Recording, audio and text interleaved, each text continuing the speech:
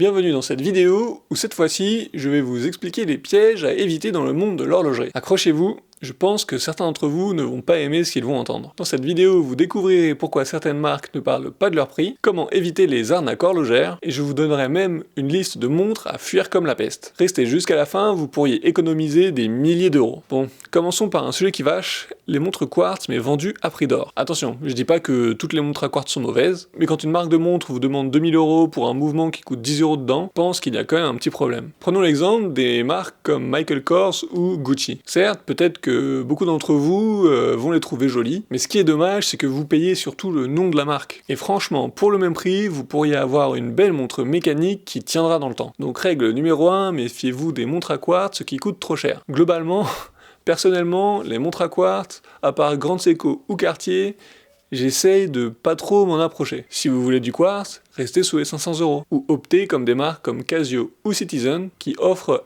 un excellent rapport qualité-prix. Un autre point important pour vous aider dans cette démarche, ça va être tout ce qui est marque de mode. Vous savez, les montres Michael Kors, comme je disais tout à l'heure, ou encore Armani, Hugo Boss, voilà, ce genre de montres. Alors on les voit partout, mais malheureusement, ce sont très rarement des bonnes marques de montres. Pourquoi ? Eh bien, tout simplement, ces marques ne sont pas des horlogers. Elles sous-traitent la production à des usines vraiment bas de gamme la plupart du temps en Chine, et tout ce qu'elles font, c'est y coller leur logo dessus. Et alors là, au niveau du prix, laissez-moi vous dire que vous êtes bien enflé. Donc globalement, si une marque de montre fait autre chose que des montres, en général, ça sent pas très bon. Même si bien sûr, il peut y avoir quelques exceptions, comme Bulgari ou Cartier par exemple. Maintenant, plongeons dans les entrailles de nos montres. La qualité des finitions et des mouvements qu'il y a à l'intérieur, eh bien c'est ça qui va faire qu'une montre de luxe mérite son prix cher, plutôt qu'une autre montre plus bas de gamme. Prenons par exemple la marque Hublot. Ce sont des montres qui coûtent une fortune. Bien souvent, elles utilisent des mouvements état assez bas de gamme qu'on trouve dans des montres bien moins chères. La seule chose qu'ils font, c'est qu'ils les modifient un petit peu pour adapter leur branding dessus. Et franchement, pour le même prix, vous pourriez avoir une Jaeger-LeCoultre avec un mouvement manufacturé, et de plus haute qualité. Franchement, juste renseignez-vous.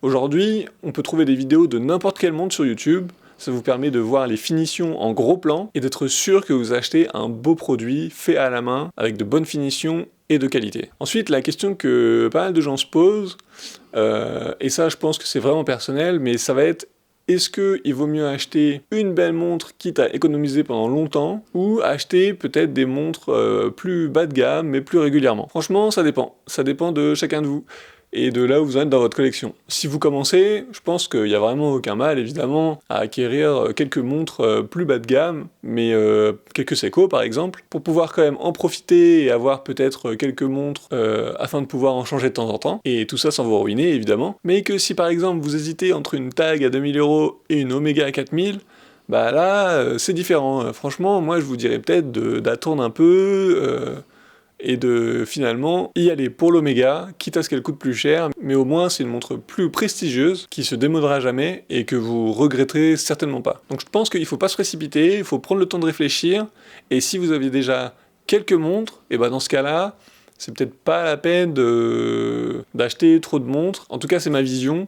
C'est vrai que moi je suis pas la personne qui va avoir tendance à avoir des tiroirs et des tiroirs plein de montres, parce que je cherche pas à collectionner en fait tous les modèles de toutes les marques, je sais pas, et j'ai une vision plutôt minimaliste de ça en fait. Mais attention, ce que je dis, c'est qu'il faut pas que ça vous pousse à devenir un gros snob de l'horlogerie. Y a pas de mal à apprécier une montre plus modeste d'une marque respectée. Une Timex à 100 € peut très bien être une montre sympa en fait. Et pareil, une Casio, c'est un chef-d'œuvre de robustesse par exemple. Et une petite Swatch peut être plus fun qu'une Rolex. L'idée, c'est de vraiment apprécier les montres pour ce qu'elles sont, et pas pour leur prestige, et pas pour ce qu'elles coûtent. Mais à présent, voici une liste de montres que je vous conseille d'éviter. Les montres MVMT, beaucoup de marketing et peu de substance, même si ces derniers temps, ils jouent plus à la dérision, et ils sont plus en train de faire des parodies de montres. Globalement, toutes les montres contrefaites, déjà c'est illégal, et puis de toute façon, vous obtiendrez quelque chose qui est vraiment pas incroyable niveau qualité dedans. Les montres diesel, je crois qu'on parle pas assez des montres diesel, j'en vois souvent mais partout dans le métro, c'est ces montres énormes là qui doivent faire 52 mm de diamètre.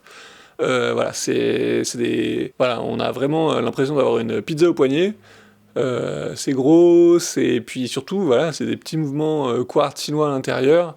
Honnêtement, pas grand intérêt. Et puis soyons honnêtes, personne n'a les poignets faits pour des montres aussi grandes en fait. Les montres Invicta, globalement, c'est majoritairement de la contrefaçon déguisée aussi, Bien que, à ce qui paraît, il y a peut-être quelques modèles qui se baladent qui sont pas inintéressants de ce qu'on m'a dit, mais enfin, en tout cas, pour ma part, tout ce que je vois, c'est surtout beaucoup de contrefaçons déguisées. Je ne sais même pas comment ils sont autorisés avant de leur montre. Et les smartwatches de luxe. Globalement, votre montre, dans 2 ans, elle est obsolète. Si vous souhaitez avoir une smartwatch, personnellement, j'irais plutôt vers genre un Mi Band qui coûte 50 balles plutôt que voilà une Apple Watch à 4 ou 600 balles.